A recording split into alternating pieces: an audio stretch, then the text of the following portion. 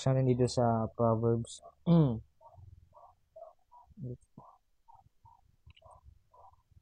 Proverbs chapter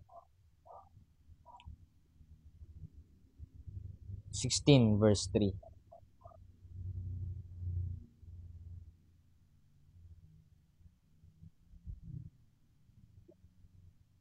Sabi dito,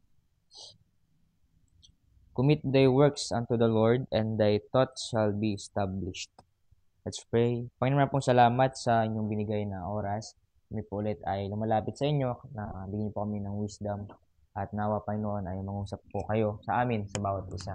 Dahil pa namin Panginoon na maging pagpapala po ito sa amin, kayo po yung magbigay Panginoon ng kalakasan sa amin Panginoon na kayo po yung patuloy na maggabay Panginoon. Dahil pa namin Panginoon na nawa ay maintindihan po namin to at kayo po yung mapuri Panginoon this time Panginoon. Dahil pa namin Panginoon na nawa ay gamitin niyo po ako bilang instrumento lamang Panginoon at patawarin niyo po kayo Panginoon sa nagapong kasalanan. Ito pamdalangin sa pangalan ni Jesus. Amen. Sino yun?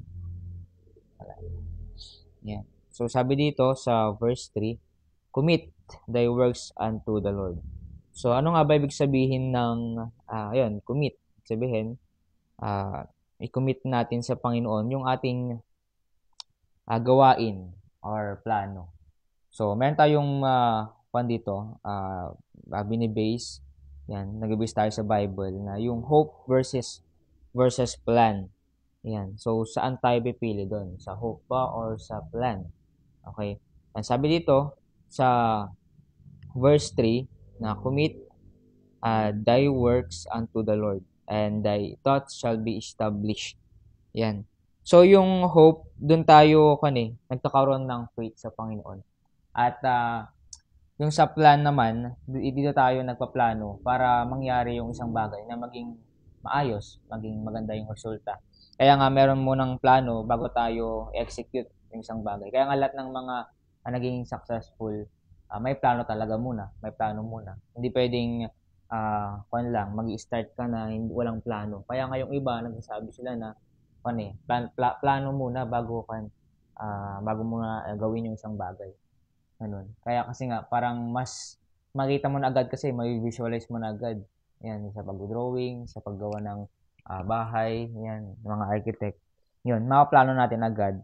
And dito sa naman sa pagiging yung magkakaroon tayo ng pag-asa sa Panginoon kasi titingnan natin dito kung mangyayari ba yung plano natin. At hindi natin alam kung possible, kalooban ng Panginoon or hindi. Kaya ang sabi dito sa verse 3, na commit thy works unto the Lord. After natin magplano, ang Diyos na yung bahala kung kalooban niya ba or hindi. Pero kasi kung humingi tayo ng Panginoon ng wisdom, bago natin gawin yung isang plano para mangyari yon, hingi tayo ng wisdom sa Panginoon, yung plinano natin ay kalooban niya. Kaya nga yung kumbaga, bibigyan na tayo ng Panginoon ng diskarte para yung paplanuhin natin mangyari. Ganun. Kaya laging hinihingi is wisdom. Lahat ng mga bagay is wisdom talaga kailangan natin. Kaya dito, kadalasan ay tumutugon tayo ng hindi naniniwala kapag ang buhay ay hindi gumagana tulad ng inasahan natin. So minsan, yung kumbaga kapag hindi na gumagana yung isang bagay, parang yung pag-asa natin is wala na.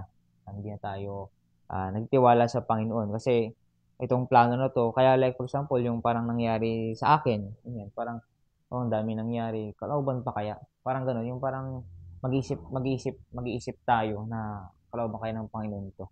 Mga gano'n, kapag hindi lang nangyari. And then, hindi natin naintindihan na ang mga paraan ng Diyos ay hindi ang ating mga paraan. So, hindi pwedeng laging paraan natin. Kumbaga, laging paraan lagi ng Panginoon, hindi yung ating sarili. Kasi nga, ang Diyos yung gagawa. Kaya ang kanyang mga plano para sa atin ay maaring wala sa daan na ating tinatahak o inaasam ng ating lakbayin.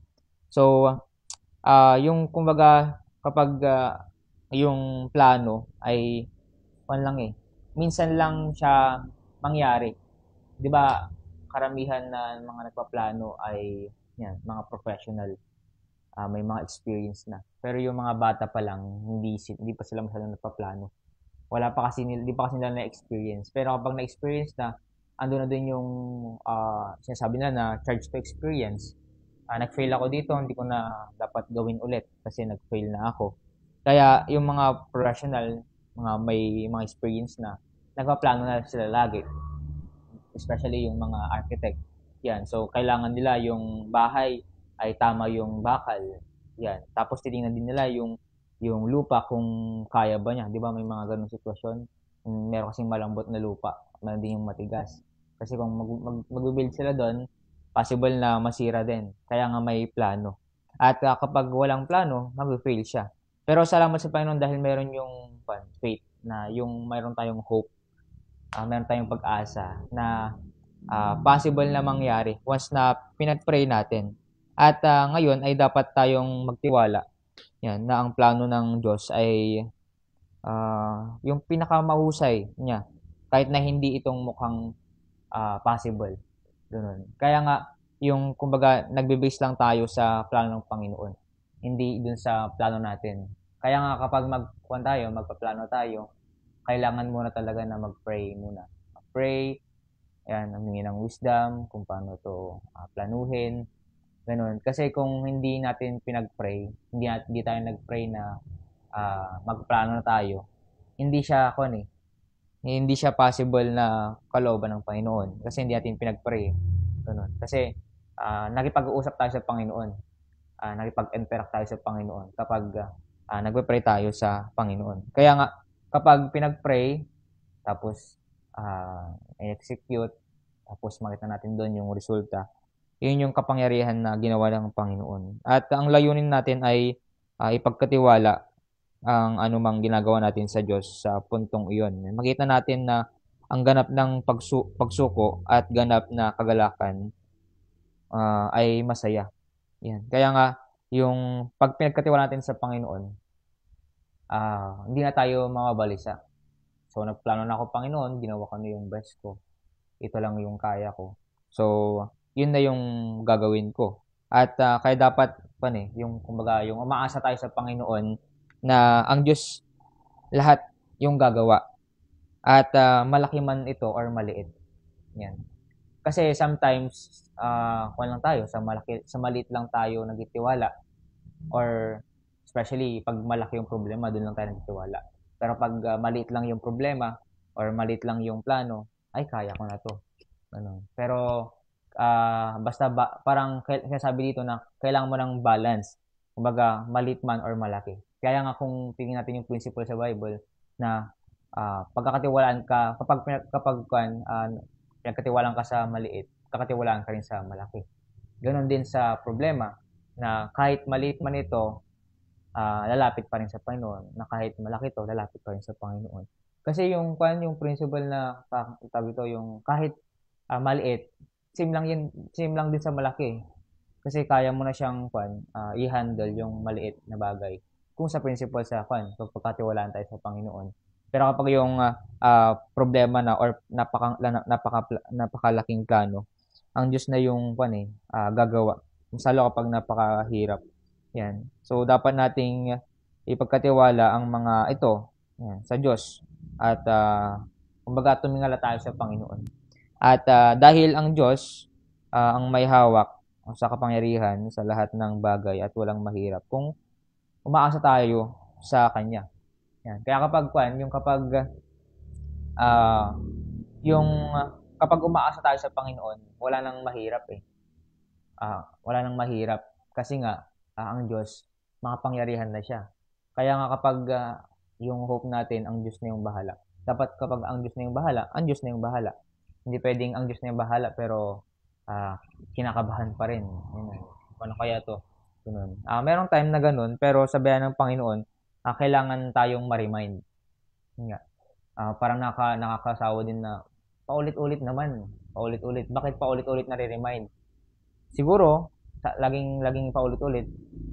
Kaya nare-remind lagi. Siguro hindi na-apply. Diba?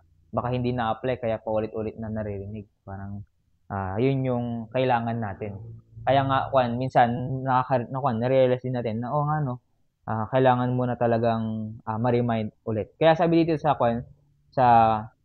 Psalm chapter 55 verse 22. Yan, sabi dito,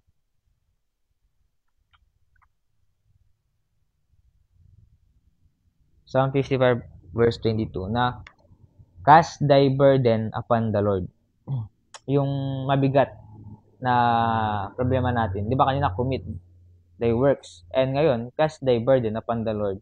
And He shall sustain thee. He shall never suffer the righteous to be moved. So, ang Diyos na yung gagawa. Kasi kanina, commit thy works. Ngayon naman, cast thy burden. So, yung sa plano natin, and then, ngayon, dahil nga, pinano na natin, at umasa na tayo sa Panginoon na ang Diyos yung gagawa. Tapos kapag dumating naman yung time, yung burden na medyo mahirap, ganyan, ibigay lang natin sa Panginoon. And then sa Matthew chapter 11 verse 22. Matthew chapter 11 verse 22. Pakibasa ako. Kung nahanap niyo na. Para meron tayong participations about it. Matthew chapter 11 verse 28. Ano sabi diyan?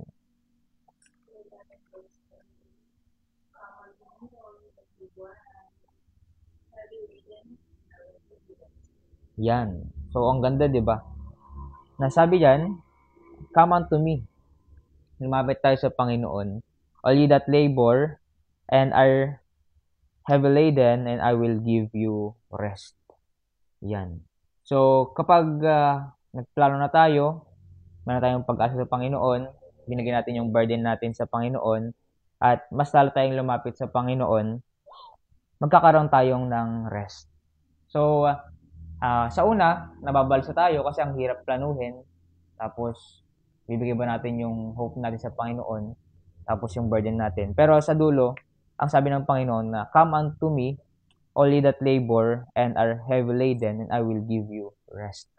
Bibigyan tayo ng kapahingaan. Kasi once na binigay na natin sa Panginoon yung ating ginawa, ating plano, ang Diyos na yung gagawa sa atin.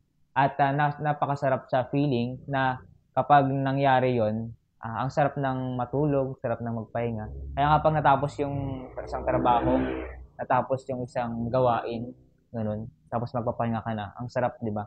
Fulfillment. Ganon din sa Panginoon, na kapag tayo ay binigay natin yung ating plano ganyan sa Panginoon. Kaya sana ngayong araw, lahat ng ating plano, wag tayong mabalisa, wag tayong mag-isip. Bigyan natin yung plano natin sa Panginoon ngayong araw na to. At saka yung pakiramdam na yung matulog ka, magtatrabaho ka, ang Diyos na yung gagawa. At kasi nga, andun na yung pangako niya sa atin, nabibigyan niya tayo ng rest. Kaya nawa ay maging maging prayerful sa Panginoon, kasi dun lang tayo lumalakas, dun lang tayo nagiging mas matibay, 'di ba, sa pananampalataya na rin natin. Tayo manalangin. Let's pray.